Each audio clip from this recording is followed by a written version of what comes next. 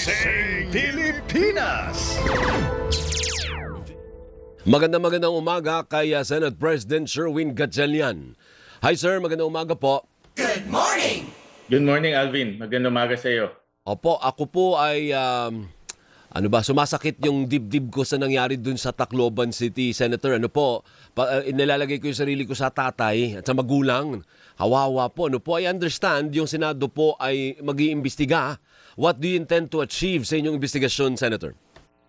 Una-una, Alvin, ako ay nakikiramay doon sa pamilya ng mga nasawi. Nalaman ko na apat na yata ang, based on the news report, apat na ang nasawi at maraming nasugatan. Opo. At ito ay nakakagulat na nangyari ito sa ating bansa dahil una-una ang mga batang Pilipino ay hindi namang violente. Hindi naman sila ganito. At alam naman natin ang mga bata mag-aaral na Pilipino ay kalmado, mabait at friendly. Pero sa aking natatandaan parang first time nangyari ito sa ating bansa.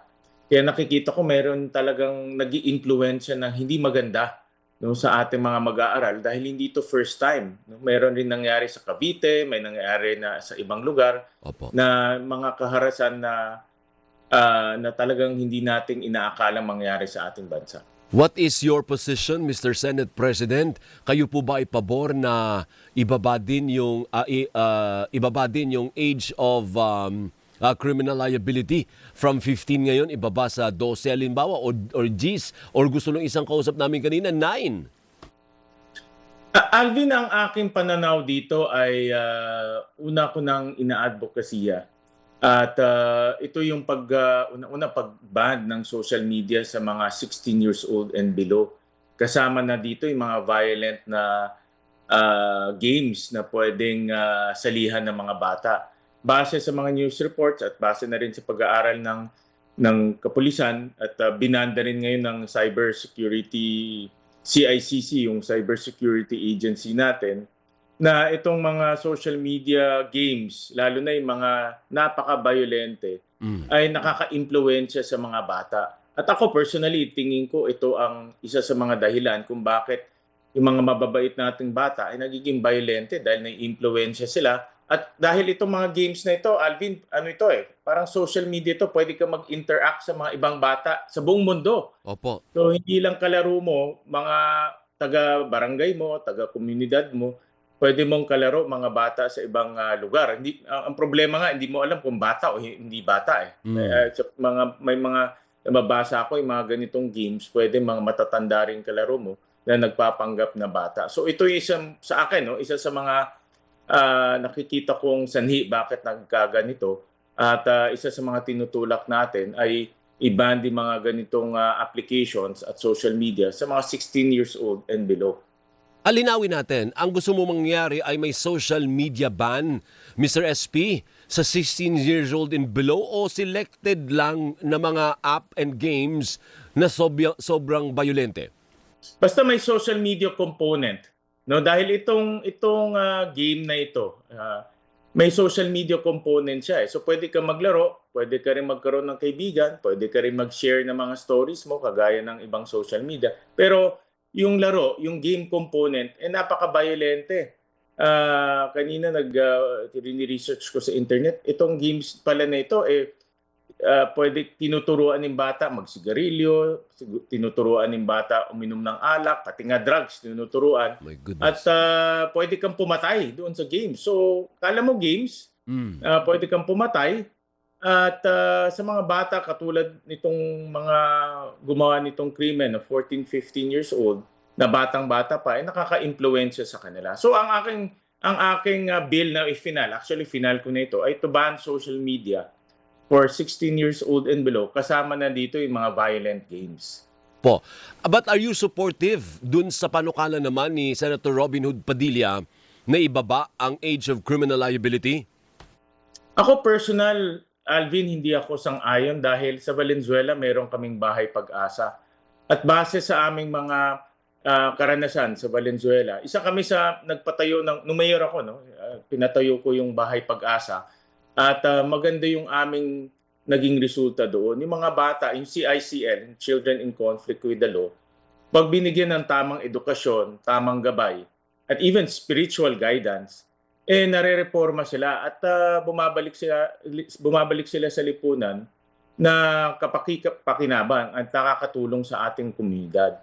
So kung mayroon mang ilang mga bata na talaga nawawala sa landas, mas marami naman yung nare-reforma at nababalik natin ng maayos sa ating lipunan. Kaya nakikita ko ang importante dito yung ma-implement ng mabuti yung ating yung batas, no? Yung pagbibigay ng reforma sa mga bata. Pero paano naman po ang hustisyang hinihingi ng pamilya naman ng pinatay?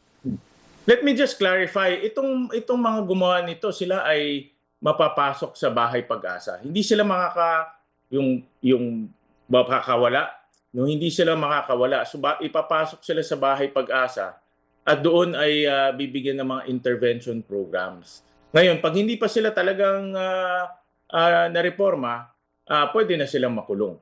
No? Dahil yan yung nasa batas natin. So ang importante dito, yung reform para mabago sila dahil mga bata rin to eh. Nakakalungkot nga, ang babata eh. Ako nagulat ako sa edad nung gumawa nito. Kailangan siya mareforma, pero kung hindi talaga siya mareforma at tuloy-tuloy yung kanyang ganyang asal, ay makukulong siya. Opo. So sa July 1, isa po ito sa mapag-uusapan, Senator Sherwin. Siguro, inevitably, matatouch nyo rin po yung sa age of criminal liability. Correct. At at the same time, yung sa inyo, yung proposal ninyo sa social media, ano po? Sabay-sabay na pong tatalakayin yun doon.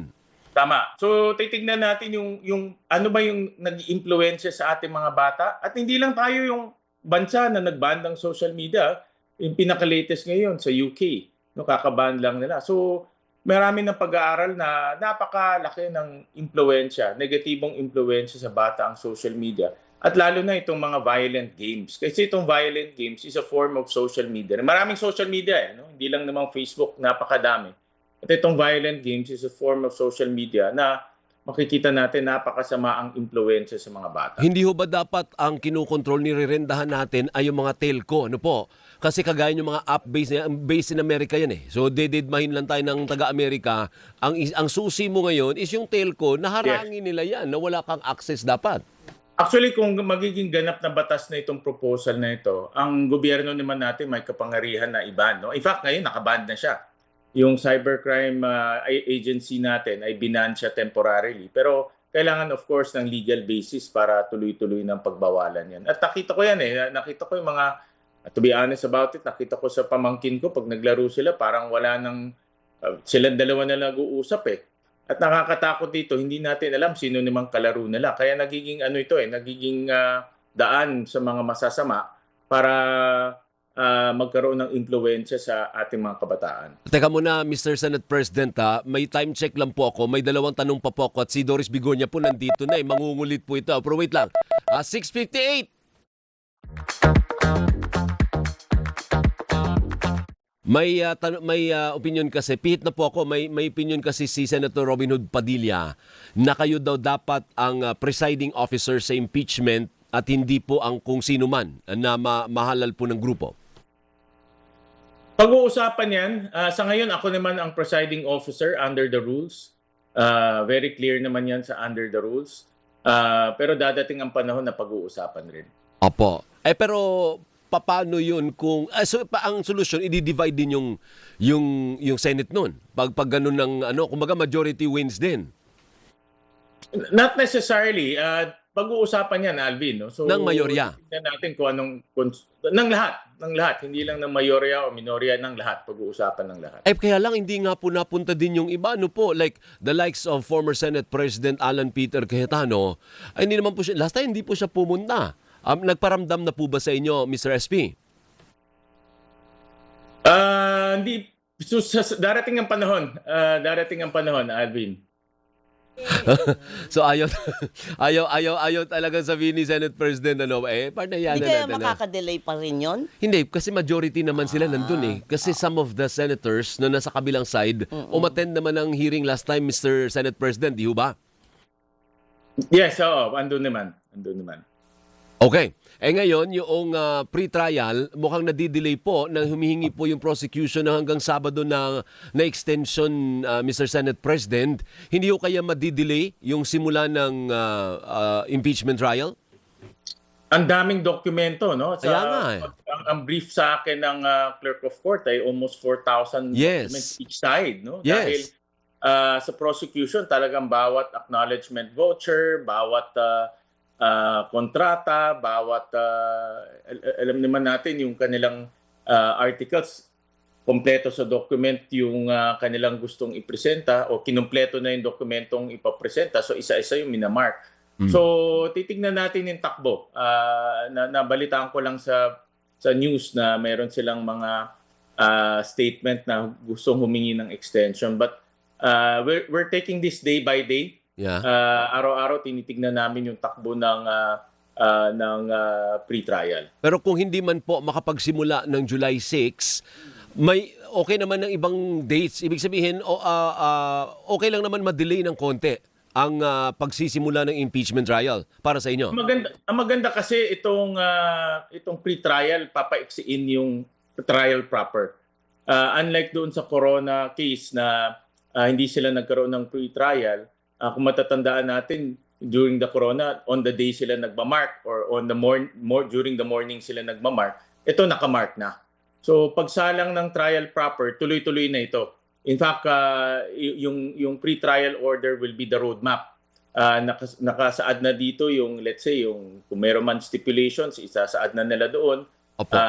Sigurado ako nandoon na yung mga ebidensya, nandoon na rin yung mga testigo. At sabi ko nga, as much as possible, maglagay na rin ng araw para alam rin ng mga senator judges kung sino isasalang araw-araw. So, we're taking it day by day. Of course, nakita naman natin na araw-araw nila inilalabas yung kanilang ebidensya at dokumento. So, malalaman natin yan in the next few days.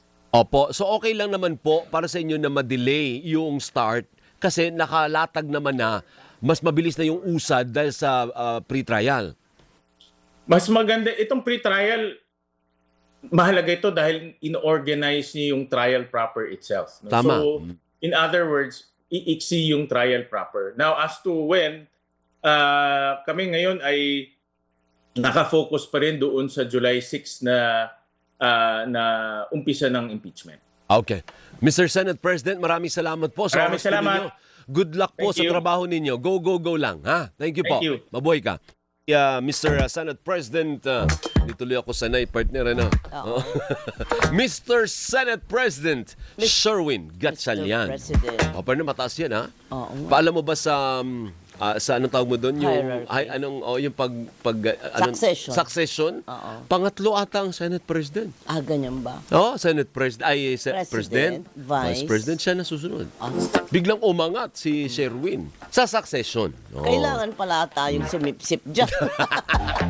Easy. Hindi mabait Easy. naman sa atin Oo yan. nga, oo. Radyo Patrol.